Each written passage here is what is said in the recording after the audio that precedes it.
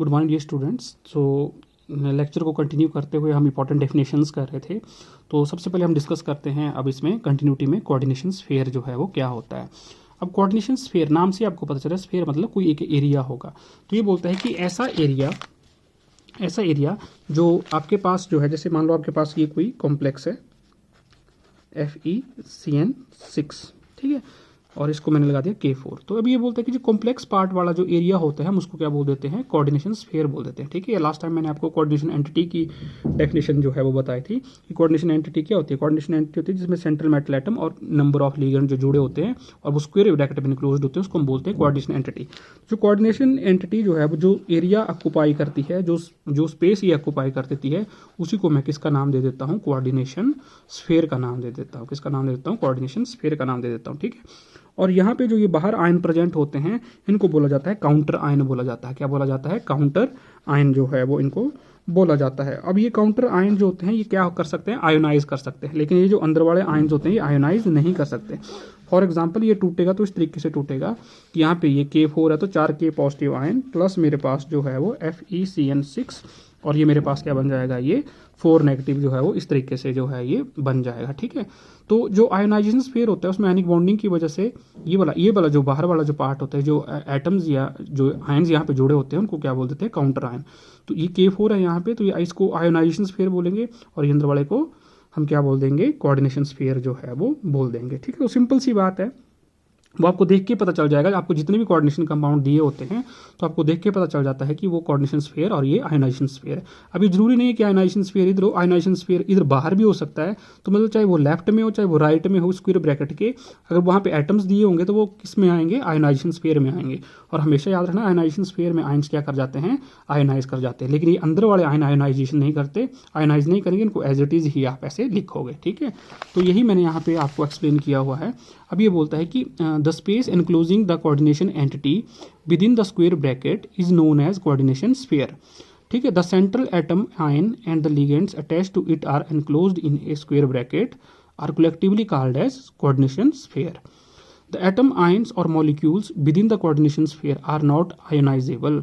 जो भी atom ions और मॉलिक्यूल होते हैं कोऑर्डिनेशन स्फीयर में वो आयोनाइज नहीं होते। तो आयोनाइज कौन से होंगे, द आयोनाइजेबल ग्रुप जो होते हैं they are written outside the bracket and are called as counter ion, जिसे इसमें पोटाशियम था। The space enclosing the counter ion some time also called ionization sphere, उसी को क्या बोलते हैं, आयोनाइजेशन स्फीयर बोलते हैं। दो तरीके के स्फीयर होते हैं, एक आपके पास कोऑर्डिनेशन स्फीयर और एक आयोनाइजेशन स्फीयर। ठीक है, तो सिंपल सी बात है, इसमें कोई बड़ा जो है वो आपको लॉजिक नहीं लगाना। उसके बाद आता है कोऑर्डिनेशन नंबर। ठीक है, तो कोऑर्डिनेशन नंबर जो है वो क्या होता है, तो कोऑर्डिनेशन नंबर होता है, इसको डेफिनेशन ये है कि it may be defined as the total number of coordinate bond present around the central metal atom. ये बात ध्यान रखना कि कोऑर्डिनेशन नंबर जो होता है वो हमेशा सेंट्रल मेटल एटम का होता है। ठीक है, जब भी आपसे पूछा जाएगा कि बताओ कि आपके पास जो है वो कोऑर्डिनेशन नंबर जो है वो आयरन का कितना है, या कोऑर्डिनेशन नंबर जो है वो आपके पास जो है वो कोबाल्ट का कितना है, निकल का कितना है, ठीक है, बेनेडियम का कितना है, तो पहली बात तो आप ये ध्यान रखना कोऑर्डिनेशन नंबर हम कोऑर्डिनेशन केमिस्ट्री में किसका डिसाइड करेंगे, किसका जो है वो डिसाइड करेंगे, मेटल का डिसाइड करेंगे। अब किसी भी मेटल का कोऑर्डिनेशन नंबर जो है वेरी कर सकता है, 1 से लेके जो है वो वेरी कर सकता है 10 तक भी हो सकता है, 12 तक भी हो सकता है, 15 तक भी हो सकता है, डिपेंड्स अपॉन द सिचुएशन। ठीक है, तो अब वो बोलते हैं कि आप कैसे डिसाइड करेंगे कि किस मेटल एटम को कितना नंबर दें। तो आपको वहाँ पे देखना पड़ेगा कि वो कितने कोऑर्डिनेट बॉन्ड टोटल बना रहा है, वही उसका क्या कहलाएगा, कोऑर्डिनेशन नंबर जो है वो कहलाएगा। या कुछ बुक्स में इसको ये भी बोला जाता है कि the total number of lone pair donated by the ligands in the coordination entity is also known as coordination sphere. ठीक है, जैसे इसको कोऑर्डिनेशन नंबर। ठीक है, तो जैसे मैं एग्जांपल देता हूँ यहाँ पे AgCN ट्वाइस नेगेटिव, तो साइनाइड जो है वो इसमें लिगेंड है, 2 लिगेंड लगे हुए हैं, ये मेरा सेंट्रल एटम है जिसको मैं सिल्वर बोल रहा हूँ, और ये मेरी स्क्वायर ब्रैकेट जो है क्लोज है और इसके ऊपर बाहर कितना चार्ज दिया हुआ है, नेगेटिव दिया हुआ है। तो आपको गिवन दिया हुआ है कि आपके पास कॉम्प्लेक्स पार्ट पे जो है वो चार्ज कितना दिया हुआ है, -1 चार्ज दिया हुआ है। ठीक है, अब ये बोलता है कि इसमें आपको सिल्वर का कोऑर्डिनेशन नंबर बताना है। तो साइनाइड जो होता है वो एक लोन पेयर डोनेट करता है, तो कितने साइनाइड हैं, 2 हैं, तो इसका कोऑर्डिनेशन नंबर कितना आ जाएगा सिल्वर का, 2। ठीक है, जैसे CuNH3 अमोनिया मॉलिक्यूल है, ये 4 जो है वो अमोनिया लिगेंड लगे हुए हैं कॉपर के साथ, तो एक अमोनिया जो होता है वो एक लोन पेयर डोनेट करता है, तो 4 अमोनिया कितने डोनेट करेंगे, 4, तो कोऑर्डिनेट बॉन्ड भी कितने बनेंगे, 4 बन जाएंगे। तो आपके पास जो है वो यहाँ पे जो है वो आपके पास जो है वो कोऑर्डिनेशन नंबर कितना आ जाएगा, 4 आएगा। ठीक है, यहाँ मैंने 2 लिखा हुआ है लेकिन आंसर कितना आएगा इसका, 4 आएगा। ठीक है, सिमिलरली आपके पास है कोबाल्ट NH3 थ्राइस Cl3। ठीक है, तो क्लोरीन जो होता है वो एक, क्लोरीन के पास लोन पेयर होते हैं, तो एक क्लोरीन एक लोन पेयर ही जो है वो डोनेट करता है। ठीक है, होते तो बहुत सारे हैं लेकिन ये यूनिडेंटेट होता है, अभी हम आगे चल के देखेंगे। तो 3 क्लोरीन है तो 3 लोन पेयर डोनेट करेगा, अमोनिया भी 3 है तो ये भी 3 लोन पेयर डोनेट करेंगे, तो टोटल लोन पेयर कितने डोनेट हुए, 6। तो कोऑर्डिनेशन नंबर कोबाल्ट का कितना आ जाएगा, 6। या मैं यूँ कहूँ कि इसके टोटल जो कोऑर्डिनेट बॉन्ड ये बनाएगा वो कितने कोऑर्डिनेट बॉन्ड बनाएगा, 6। ठीक है, तो सिमिलरली आपके पास है ये ऑक्सलेट C2O4। अभी मैं आपको नेक्स्ट लिगेंड की क्लासिफिकेशन कराऊंगा तो आपको उसमें ज़्यादा क्लियर होगा कि कैसे कैसे ये बॉन्ड बनाएंगे। तो थोड़ी सी केयर आप यहाँ पे रखना, जैसे ये C2O4 है तो थराइस यहाँ पे लिखा हुआ है कि C2O4 ऑक्सलेट आयन है, इसके कितने लिगेंड लगे हुए हैं, 3। तो आपको लगता है कि ऑक्सलेट एक लोन पेयर डोनेट करेगा तो 3 भी कितने करेंगे, 3 डोनेट करेंगे, ऐसा नहीं होता। अब आपको थोड़ा सा सोचना पड़ेगा कि ये लिगेंड यूनिडेंटेट है, बाइडेंटेट है, ट्राइडेंटेट है। ठीक है, यूनिडेंटेट का मतलब होता है कि वो एक ही लोन पेयर डोनेट कर रहा है, बाइडेंटेट का मतलब होता है कि वो साइमल्टेनियसली 2 लोन पेयर डोनेट कर रहा है। ठीक है, ये ऐसा मान लो कि जैसे मान लो एक लिगेंड एक ही लोन पेयर डोनेट जो है वो कर सकता है तो उसको हम यूनिडेंटेट बोलते हैं, पर कुछ लिगेंड जैसे भी होते हैं जो एक से ज़्यादा लोन पेयर डोनेट करते हैं तो हम उनको पॉलीडेंटेट बोलते हैं। तो ऑक्सोलेट उसी की कैटेगरी में है, तो ऑक्सोलेट साइमल्टेनियसली 2 लोन पेयर जो है वो डोनेट करता है। ठीक है, एक मॉलिक्यूल का, तो 3 मॉलिक्यूल लगे हैं तो 3 मॉलिक्यूल कितने लोन पेयर डोनेट करेंगे, 6। तो कोऑर्डिनेशन नंबर कितना आ जाएगा इसका, 6। ठीक है, इथाइलिन डायमीन ये भी बाइडेंटेट होता है, तो जो बाइडेंटेट होते हैं उनमें हमें 2 से मल्टीप्लाई करना पड़ता है, तो ये 2 है तो 2 × 2 जो है वो आपके पास कितना हो जाएगा, 4। और आपके पास जो है वो यहाँ पे 4 क्लोरीन लगे हुए हैं। ठीक है, यहाँ पे आपका 2 क्लोरीन लगे हुए हैं तो 4 और 2 कितना हो जाएगा, 6। तो अब उसके बाद एक होता है कैल्शियम EDTA का कॉम्प्लेक्स होता है, तो EDTA हेक्साडेंटेट होता है। तो ये इस तरीके से जो है वो आपको ध्यान रखना है कि इसमें एक ही लिगेंड जो है वो 6 कोऑर्डिनेट बॉन्ड बनाता है। इसमें ये 2 लिगेंड जो है वो 2 कोऑर्डिनेट, एक लिगेंड 2 कोऑर्डिनेट बॉन्ड बना रहा है तो 2 लिगेंड कितने बनाएंगे, 4 और 2 6। तो इस तरीके से कोऑर्डिनेशन नंबर जो है वो आप डिसाइड कर सकते हो कि डिपेंड्स अपॉन द कि total number of coordinate bond जो है वो कितने वो बना रहा है। ठीक है, तो ये थोड़ा सा जो है वो आपने ध्यान रखना है कि ये जैसे ईन हो गया, इथाइलिन डायमीन इसको बोलते हैं, ऑक्सलेट हो गया, इसमें 2 डोनर एटम होते हैं, इथाइलिन डायमीन में भी 2 डोनर एटम होते हैं, EDTA में 6 डोनर एटम होते हैं। तो अभी लिगेंड की मैं आपको क्लासिफिकेशन करवाऊंगा तो उसमें आपको ज़्यादा क्लियर होगा कि वो कैसे कोऑर्डिनेट बॉन्ड जो है बनाते हैं। ठीक है, तो पहले आपको लिगेंड्स का पता होना चाहिए, फिर आप इस कॉन्सेप्ट को अप्लाई करना, तो आपके लिए बड़ा ईजी जो है वो ये रहेगा। उसको डेफिनेशन आती है कि कोऑर्डिनेशन पॉलीहिड्रॉन क्या होता है। कोऑर्डिनेशन पॉलीहिड्रॉन होता है कि जो स्पेस वो कॉम्प्लेक्स आयन जो है वो ऑक्यूपाई करेगा उसको हम क्या बोल देते हैं, उसका कोऑर्डिनेशन पॉलीहेड्रन बोल देते हैं। इसकी डेफिनेशन आ जाएगी, the special arrangement of the ligand atoms which are directly attached to the central atom भी हो सकता है वो, या आयन भी हो सकता है, कॉन्स्टिट्यूट ए कोऑर्डिनेशन पॉलीहेड्रा। ठीक है, फॉर एग्जांपल अब ये बोलते हैं कि जैसे मान लो मेरे पास जो है वो यही मैं एग्जांपल ले रहा हूँ, जैसे मान लो मेरे पास जो है वो FeCN6। ठीक है, आयरन के साथ जो है वो कितने लिगेंड जुड़े हुए हैं, 6 लिगेंड जुड़े हुए हैं। तो ये लिगेंड जो है वो सेंट्रल मेटल एटम के जो चारों ओर जो अटैच होंगे तो वो प्रॉपर डायरेक्शन में ये अटैच होंगे, ऐसा नहीं कि अपनी मर्जी से 6 के 6 लिगेंड कहीं पे भी अटैच आप कर दो। तो ये इस तरीके से जो है वो अटैच हो जाएंगे, जिसको बोलते हैं ऑक्टाहेड्रॉन। ठीक है, तो इसमें जो ये जो हिड्रॉन बनी इसको हम बोलते हैं ऑक्टाहेड्रॉन। तो देयर कैन बी ए, आपके पास जो है ऑक्टाहेड्रॉन हो सकती है, टेट्राहेड्रल स्ट्रक्चर हो सकता है, स्क्वायर प्लेनर जो है वो स्ट्रक्चर हो सकता है। बोलने का मतलब कि जो स्पेशल अरेंजमेंट होगा जो लिगेंड्स ऑक्यूपाई करेगा depending upon the coordination number, वही उसका क्या कहलाएगा, कोऑर्डिनेशन पॉलीहेड्रॉन कहलाएगा। अगर जैसे मान लो कोऑर्डिनेशन नंबर 4 है तो टेट्राहेड्रल भी हो सकता है आपके पास वो पॉलीहेड्रॉन, 4 है तो वो स्क्वायर प्लेनर भी हो सकता है, इस तरीके से भी हो सकता है कि वो एक ही प्लेन में 4 जो है वो बॉन्ड बना रहा हो, या ऐसे भी हो सकता है, टेट्राहेड्रल भी हो सकता है, ऑक्टाहेड्रल भी हो सकता है, वो ट्राइगोनल बाइपिरामिडल भी हो सकता है। तो वो आपको मैं बैलेंस बॉन्ड थ्योरी में भी आपको पढ़ाऊंगा। ठीक है, उसके बाद आता है होमोलैप्टिक कॉम्प्लेक्सेस। ठीक है, होमोलैप्टिक कॉम्प्लेक्सेस का मतलब, लैप्टिक का मतलब होता है विद रिस्पेक्ट टू लिगेंड, होमो का मतलब होता है सेम। ऐसे कॉम्प्लेक्सेस मतलब ऐसे स्क्वायर ब्रैकेट में लिखे हुए कॉम्प्लेक्सेस जिनमें एक ही टाइप का जो है वो लिगेंड लगा हो तो उसको क्या बोलते हैं, homoleptic complex. Homo mean same type के लिगेंड प्रेजेंट हो, जैसे मान लो CONH3 6 3 पॉजिटिव। ठीक है, तो इस केस में जो है वो आपके पास जो है वो कितने लिगेंड जुड़े हुए हैं, 6, और है भी एक ही टाइप के सेम लिगेंड, तो हम उसको क्या बोल देंगे, homoleptic. The complexes in which a metal is bonded to only one kind of donor atom या वन काइंड ऑफ जो है वो ligand are known as homoleptic complexes. ठीक है, जिसमें सेम लिगेंड प्रेजेंट हो इजी लैंग्वेज में। हिट्रोलैप्टिक मतलब, हिट्रो का मतलब होता है डिफरेंट, लैप्टिक का मतलब होता है ligand. Complexes in which a metal is bonded to more than one kind of donor groups और एटम्स। ठीक है, ऐसे कॉम्प्लेक्सेस जिनमें मेटल जो होता है वो बॉन्डेड होता है to more than one kind of donor groups. जिसमें एक से ज़्यादा डिफरेंट टाइप के जो है वो लिगेंड जुड़े होते हैं, हम उसको क्या बोलते हैं, हेटेरोलेप्टिक। जैसे ये एग्जांपल आ गया कोबाल्ट, NH3 को तो 4 लगे हुए लेकिन साथ में क्या लगा हुआ है, Cl2 भी लगा हुआ, तो ये कैसा बन जाएगा, हेटेरोलेप्टिक। मतलब डिफरेंट टाइप को आपके लिगेंड जो है वो जुड़े हुए हों तो उसको हम क्या बोल देंगे, हेटेरोलेप्टिक जो है वो बोल देंगे। फिर आता है होमोन्यूक्लियर कॉम्प्लेक्सेस। होमोन्यूक्लियर कॉम्प्लेक्सेस वो कॉम्प्लेक्स होते हैं जिनमें एक ही मेटल एटम सेंट्रल प्रेजेंट होती है, हम उसको क्या बोल देते हैं, न्यूक्लियर का मतलब मोनो, ठीक है। तो जो आपके पास जो है वो एक ही टाइप का जो है वो मेटल एटम होता है तो हम उस कॉम्प्लेक्स को क्या बोल देते हैं, होमोन्यूक्लियर। जैसे ये है ऊपर वाला एग्जांपल CONH3 4Cl2, तो इसमें एक ही मेटल प्रेजेंट है कोबाल्ट, तो ये क्या कहलाएगा, होमोन्यूक्लियर। पॉलीन्यूक्लियर भी होते हैं, complexes in which more than one metal atom is present are called polynuclear complexes. ऐसे भी कोई मेटल होते हैं एक ही कॉम्प्लेक्स में जिसमें एक से ज़्यादा मेटल एटम प्रेजेंट होते हैं तो हम उनको क्या बोलते हैं, पॉलीन्यूक्लियर कॉम्प्लेक्सेस। तो ऐसे एग्जांपल आपके सिलेबस में रेयर हैं, लेकिन फिर भी अगर मुझे मिलेगा बुक में तो मैं आपको जहाँ पे भी मिलेगा मैं आपको जरूर वो करवाऊंगा, ठीक है। तो ये इंपॉर्टेंट डेफिनेशंस जो है वो आप कर लें क्योंकि कंपलसरी क्वेश्चन में जो है वो आपको पूछी जा सकती हैं, ठीक है। तो अब जो है वो थोड़ा सा आपको लिगेंड्स के बारे में जो है वो नॉलेज होनी चाहिए कि लिगेंड्स जो हैं वो क्या होते हैं और उनको कैसे जो है वो क्लासीफाई जो है वो किया जाता है, ठीक है। तो लिगेंड्स पे मैं आऊँगा अब दोबारा। तो लिगेंड्स जो है वो क्या होते हैं, ठीक है। तो एनी एटम और आयन और मॉलिक्यूल भी हो सकता है, ये एटम भी हो सकता है जो न्यूट्रल है, आयन भी हो सकता है, आयन आपको पता है पॉजिटिव भी होते हैं नेगेटिव भी हो सकता है, तो लिगेंड कैन भी पॉजिटिव और नेगेटिवली चार्ज। ये आयन भी हो सकता है और मॉलिक्यूल भी हो सकता है, मतलब ये न्यूट्रल भी हो सकता है और रेडिकल भी हो सकता है, कोई फ्री रेडिकल की फॉर्म में भी जो है वो कई बार आपको दिया होगा लेकिन ऐसा रेयर आपको एग्जाम्पल होगा, या कोई रेसिड्यू हो सकता है which is capable of giving at least one lone pair of electrons are called ligand, ठीक है।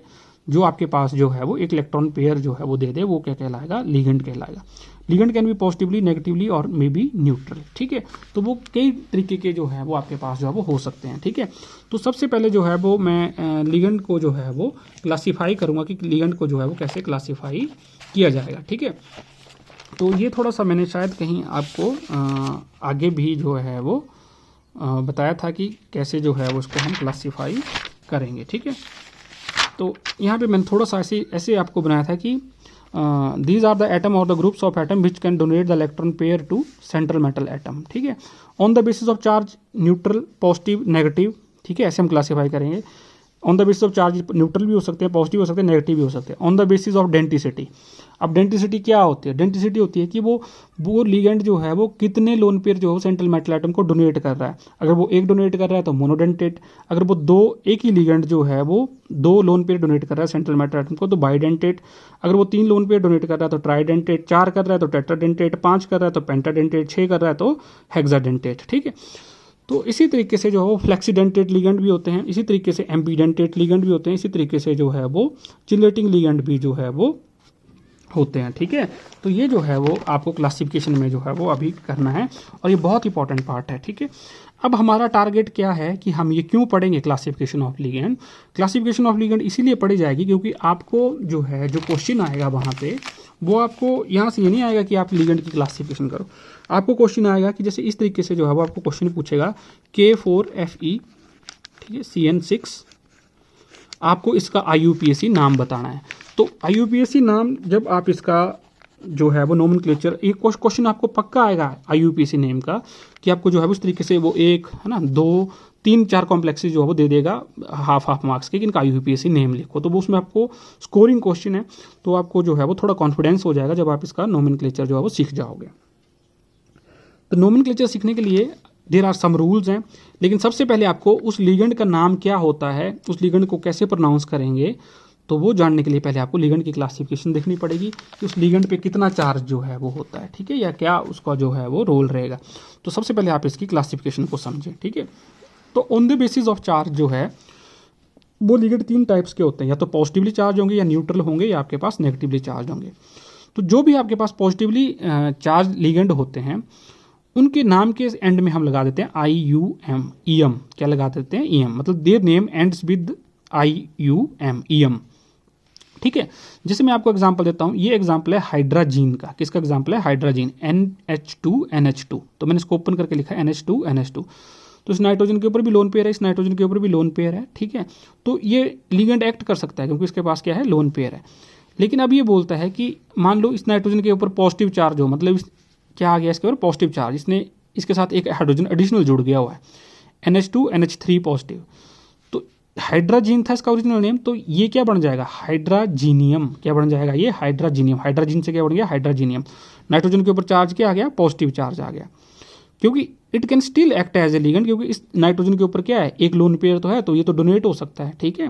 तो ये क्या बन जाएगा, हाइड्रोजीनियम, ठीक है। फिर हो गया जैसे NO2 पॉजिटिव, तो ये बन गया नाइट्रोनियम, क्योंकि नाइट्रोजन के ऊपर क्या होगा आपके पास, इसमें लोन पेयर होगा, ठीक है।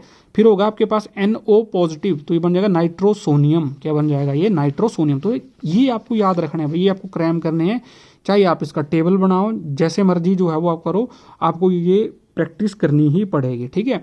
फिर आ गया आपके पास H3O पॉजिटिव, वाटर होता है H2O, तो अगर ये H पॉजिटिव गेन कर लेगा तो क्या बन जाता है, वाटर। H3O पॉजिटिव, तो स्टिल ऑक्सीजन के पास एक लोन पेयर होगा, क्योंकि 2 लोन पेयर होते हैं, तो H3O पॉजिटिव जब बना तो एक लोन पेयर उसने H पॉजिटिव को दे दिया। तो ये होता है हाइड्रोनियम आयन, इसको हम क्या बोल देते हैं, हाइड्रोनियम आयन, ठीक है। हाइड्रोनियम इसका नाम आएगा। तो it can also act as ligand, ठीक है। तो जो नाइट्रोसोनियम होता है ये बड़ा इंपॉर्टेंट है, NO पॉजिटिव, ठीक है। तो इस तरीके से ये NO पॉजिटिव होता है, ठीक है। नाइट्रोजन के पास 2 लोन पेयर, वेकेंट होता है, एक ऑर्बिटल पॉजिटिव और डबल बॉन्ड OO, ठीक है, इस तरीके से, ठीक है। एनिलीन आपको मैंने पढ़ाया, ठीक है। एनिलीन मैंने आपको बता चुका हूँ। एनिलीन होता है आपका, ठीक है, इस तरीके से होता है एनिलीन, देखो ये होता है एनिलीन, NH2, ठीक है, बेंजीन रिंग के ऊपर। अगर ये नाइट्रोजन के ऊपर जो है वो पॉजिटिव चार्ज आ गया, मतलब ये बन गया आपके पास NH3, क्या बन गया ये, NH3 पॉजिटिव। तो नाइट्रोजन का लोन पेयर चला गया, लेकिन स्टिल ये एनिलीनियम आयन जो होता है ये क्या एक्ट कर सकता है, लिगेंड, क्योंकि बेंजीन के पास क्या है, पाई इलेक्ट्रॉन है। तो आपको मैं ये भी बता दूं कि लिगेंड जो होते हैं वो जरूरी नहीं है लोन पेयर को डोनेट करें, ठीक है। वो पाई इलेक्ट्रॉन को भी डोनेट कर सकते हैं, वो तब भी क्या कहलाएंगे, लिगेंड कहलाएंगे, ठीक है। तो आपको एक तो ये डेफिनेशन पता है कि वो लोन पेयर को डोनेट करें, लेकिन वो पाई इलेक्ट्रॉन को भी डोनेट कर सकते हैं, तो ऐसे भी लिगेंड है। ऑर्गेनोमेटालिक केमिस्ट्री का आपका चैप्टर आएगा, उसमें आप बहुत सारे ऐसे लिगेंड पढ़ोगे जो पाई इलेक्ट्रॉन को डोनेट करते हैं, ठीक है। तो ये जो है वो आपके पास जो है वो पॉजिटिवली चार्ज लिगेंड होते हैं। तो ये आपको नाम, ठीक है, इंपॉर्टेंट है इसमें ये जो नाम है ये आपको याद रखने, क्योंकि ये मुझे चाहिए IUPAC नोमेनक्लेचर में लिखने के लिए, ठीक है। फिर आता है न्यूट्रल लिगेंड।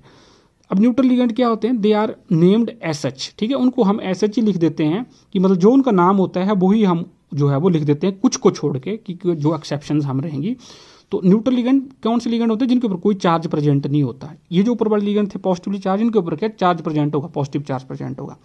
तो सबसे पहले इंपॉर्टेंट न्यूट्रल लिगेंड आता है, वो आता है अमोनिया, NH3, नाइट्रोजन के ऊपर क्या है, लोन पेयर है। अब इसको IUPAC नोमेनक्लेचर में जो है वो हम बोलते हैं एमीन। क्या बोलते हैं, AMMINE। ये बहुत इंपॉर्टेंट है, ये एक बार IIT में प्रीलिमिनरी में 2014 में जो है एग्जाम में पूछा गया था कि अमोनिया जो है लिगेंड का IUPAC नेम क्या होगा, तो AMMINE। अब बहुत सारे बच्चे कंफ्यूज होते हैं कि AIMIN होगा अमीन, वो अमीन नहीं है, ये है AMMINE। तो इसको आप विशेष ध्यान रखें जब नोमेनक्लेचर में कि इसमें डबल M आएगा जब भी अमोनिया जो है वो होगा।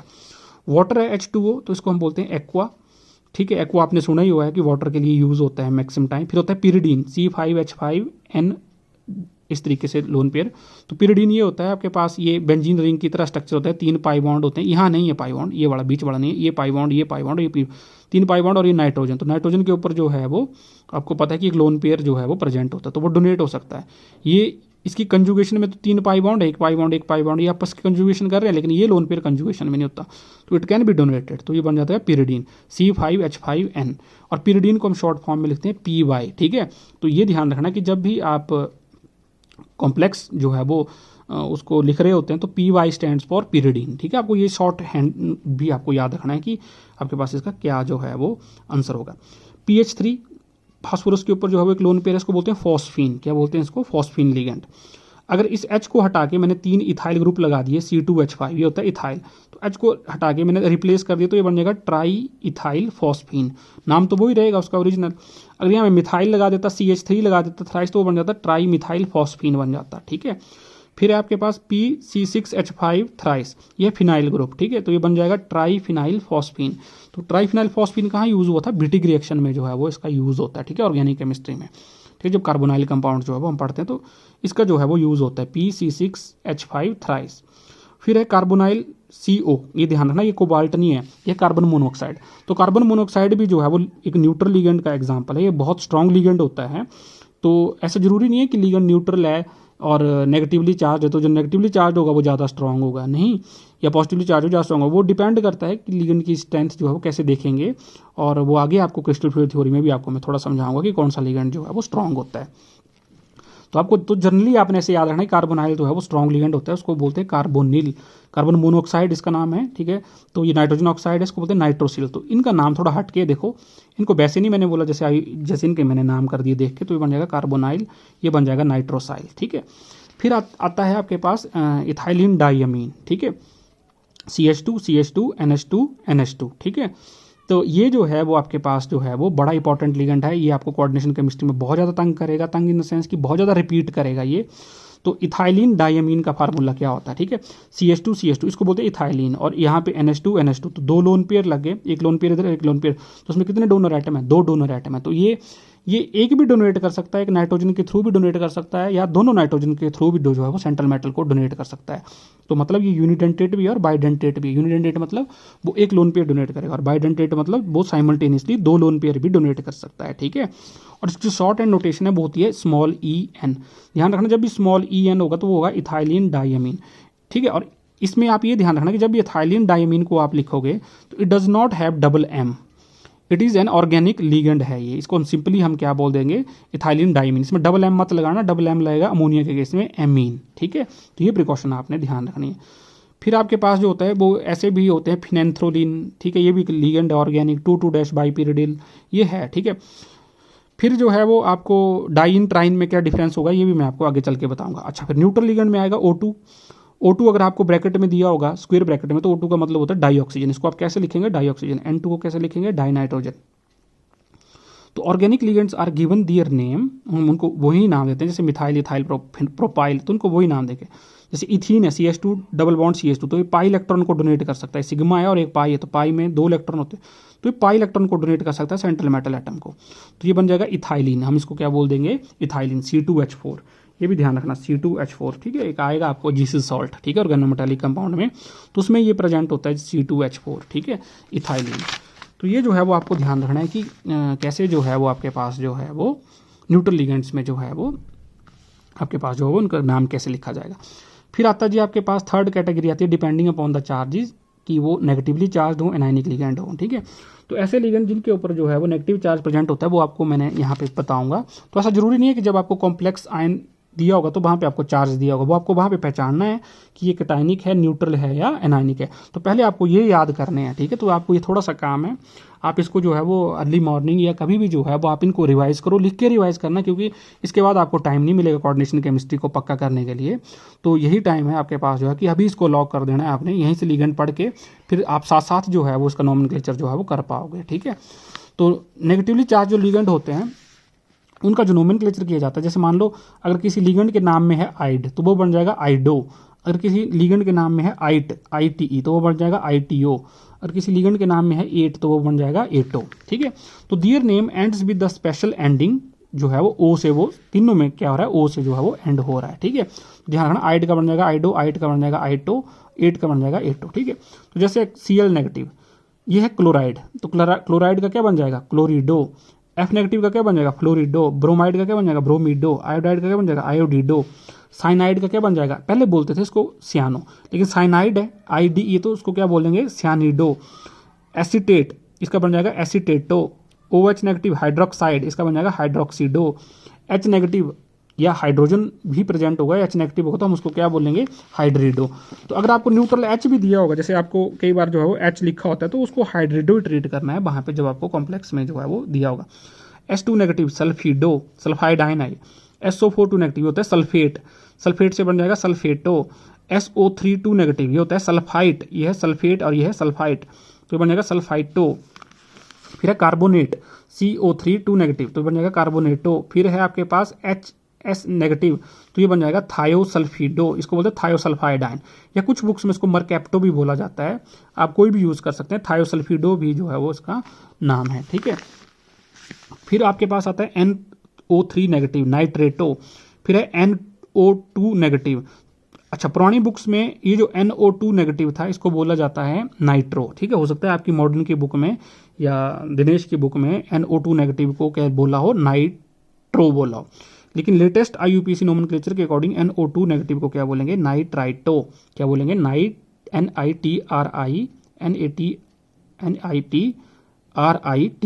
ठीक है, इसकी स्पेलिंग क्या है, NITRITO, नाइट्राइटो। ठीक है, आर है इधर, RITO, नाइट्राइटो। अगर वो नाइट्रोजन से बॉन्डिंग हो रही है तो हम उसको बोलेंगे N नाइट्राइटो या नाइट्राइटो N। अगर वो ऑक्सीजन से बॉन्डिंग हो रही है, इसको मैं ऐसे, ये ऑक्सीजन से भी कर सकता है बॉन्डिंग और नाइट्रोजन से भी कर सकता है, तो वो हो जाएगा नाइट्राइटो O या O नाइट्राइटो। ठीक है, फिर है आपके पास NH2 नेगेटिव, NH2 और एक नेगेटिव चार्ज, तो वो बन जाएगा एमाइडो। अगर वो NH ऊपर 2 नेगेटिव चार्ज है वो बन जाएगा इमाइडो। अच्छा, फिर अगर आपके पास जो है वो N3 नेगेटिव हो तो वो बन जाएगा एजाइडो। वो क्या बन जाएगा, एजाइडो। और अगर आपके पास N3 नेगेटिव हो तो ये बन जाएगा नाइट्राइडो। क्या बन जाएगा, ये नाइट्राइडो। क्या बन जाएगा, ये नाइट्राइडो। अच्छा, फिर आपके पास ऑक्सीजन है। अब ऑक्सीजन के पहले तो पहचानना है आपने, ये सिंपल ऑक्साइड आयन है तो ये क्या बन जाएगा, ऑक्सीडो। पहले ऑक्सो बोलते थे। ये है आपके पास ये है आपके पास पेरोक्साइड आयन, पहले बोलते थे प्रोक्सो, अब ये बन जाएगा पेरोक्सीडो। ये जो ईडो लग रहा है ये कोऑर्डिनेशन कंपाउंड्स में, ये नहीं कि आपने जो है वो ऑर्गेनिक केमिस्ट्री में इसको पेरोक्सीडो लग गए बोलने, ठीक है, इनऑर्गेनिक केमिस्ट्री में इसको पेरोक्सीडो लग गए उधर बोलने है ना, कोवैलेंट बॉन्डिंग में, वहाँ तो यही नाम चलेंगे ऑक्सो पेरोक्सो। लेकिन जब आपने नाम लिखना है कोऑर्डिनेशन कंपाउंड का, वहाँ पे चेंज करनी है। O2 नेगेटिव है तो ये बन जाएगा सुपर ऑक्सो। क्या बन जाएगा, सुपर ऑक्सो या सुपर ऑक्सीडो। तो ऑक्सीडो, पेरोक्सीडो और सुपर ऑक्सीडो, इस तरीके से इसके करेक्ट नेम जो है वो याद रखने। लेटेस्ट नाम है ऑक्सीडो, पेरोक्सीडो एंड सुपर ऑक्सीडो। फिर ऑक्सलेट आयन। ऑक्सलेट आयन जो है वो क्या होता है, देखो इस तरीके से होता है ऑक्सलेट आयन।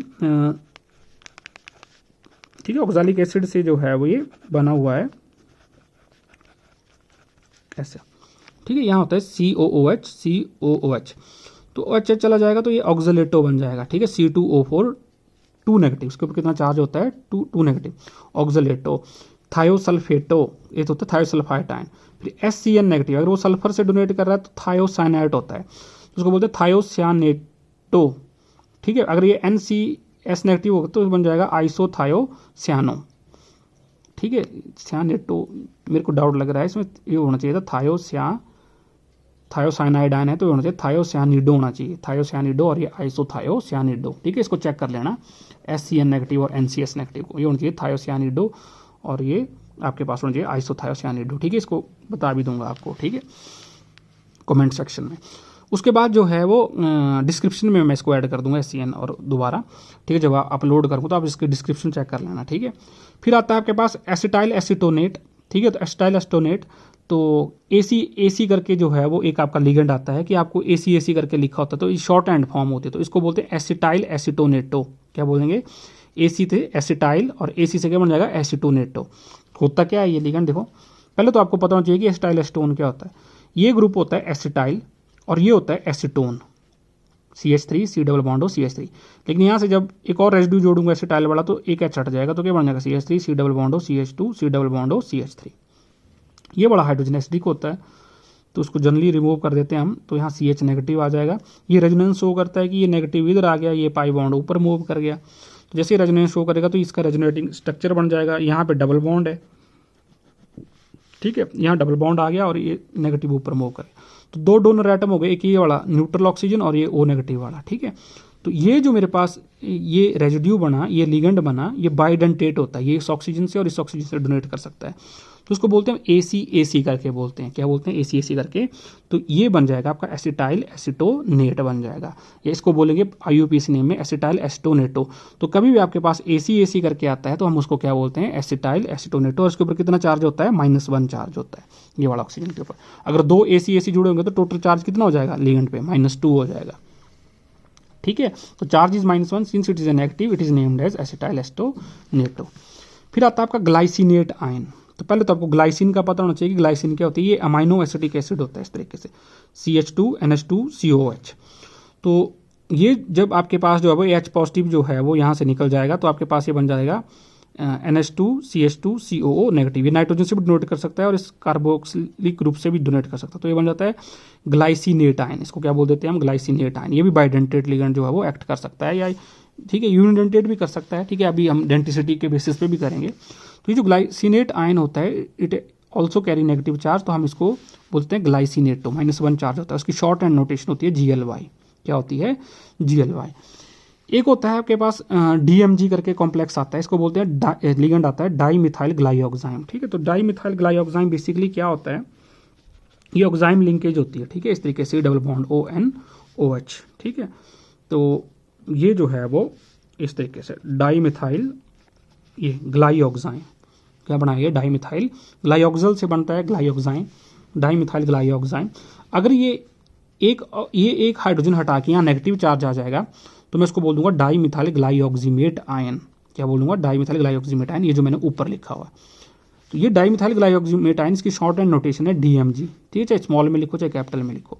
तो इसका IUPAC नाम क्या बन जाएगा, डाई मिथाइल ग्लाइऑक्सीमेटो। ठीक है, ये है वो DMG। जब आप याद करो आपने निकल का जो है वो एक टेस्ट किया था, तो जब आप सॉल्ट एनालिसिस करते थे, जब DMG रिएजेंट आप ऐड करते थे, रोज़ कलर या कैसा भी जो है वो उसका कलर आता था, ठीक है, रेड कलर आता था, तो वो आपके पास जो है वो यही वो लिगेंड होता है जो इसको ट्रैप कर लेता है निकल को ना, उसके साथ कोऑर्डिनेशन कंपाउंड बनाता है। ठीक है, अभी मैं आगे आपको बताऊंगा कि वो कैसे बनता है। नाइट्रेट होता है, तो इसका नाइट्रेटो, ये खास ध्यान रखना, NO2 नेगेटिव, ये नाइट्राइटो बन जाता है। ये नाइट्रोजन से होगी तो N नाइट्राइटो, ऑक्सीजन से होगी तो O नाइट्राइटो। N3 नेगेटिव को बोलते हैं एजाइडाइन, और एजाइडाइन, ठीक है, और ये N3 नेगेटिव बोलते हैं नाइट्राइडो। एजाइडाइन आपने कहाँ यूज़ किया था, कहाँ यूज़ होता है N3 नेगेटिव, वो था डाइजोटाइजेशन में। कहाँ यूज़ हुआ था, डाइजोटाइजेशन में जो है वो हम यूज़ करते हैं बेंजीन डाइजोनियम क्लोराइड में, वहाँ पे आप बनाते थे ये आपके पास जो है वो एजाइडाइन। ठीक है, और आपका कर्टियस रिएक्शन होती है उसमें भी शायद ये यूज़ होता है। ठीक है, तो इस तरीके से 3 टाइप की कैटेगरी के लिगेंड्स होते हैं आपके पास, पॉजिटिव, न्यूट्रल और आपके पास कैसे होते हैं, नेगेटिव जो है वो लिगेंड होते हैं। ठीक है, अब बारी आती है डेंटिसिटी की। ये second classification on the basis of denticity. अब डेंटिसिटी के बेसिस पे आप कैसे लिगेंड को क्लासीफाई करते हो, तो आपने ये बात ध्यान रखनी है कि the number of lone pair donated by a ligand at a time is known as its denticity. ठीक है, या ये भी मैं बोल सकता हूँ the number of covalent bond formed by a ligand at a time is known as its denticity. क्योंकि जितने लोन पेयर होंगे, डोनेट करेगा तो एक लोन पेयर से कोऑर्डिनेट बॉन्ड बनता है, तो जितने वो कोऑर्डिनेट बॉन्ड बनाए या जितने वो लोन पेयर डोनेट करे एक लिगेंड एट ए टाइम, वो उस लिगेंड की क्या कहलाएगी, डेंटिसिटी कहलाएगी। ध्यान रखना, कोऑर्डिनेशन नंबर किसका होता है, सेंट्रल मेटल एटम का होता है, कि वो कितने जो है वो कोऑर्डिनेट बॉन्ड टोटल बना रहा है, चाहे वो क्लोराइड से ले रहा है, चाहे वो अमोनिया से ले रहा है, चाहे वो कार्बोनाइल से ले रहा है, जिस मर्जी से ले रहा है, तो जितने वो coordinate bond central metal atom बनाएगा टोटल करके, वो उसका क्या होगा, कोऑर्डिनेशन नंबर। बट डेंटिसिटी किसकी होती है, लिगेंड की होती है। डेंटिसिटी का मतलब होता है कि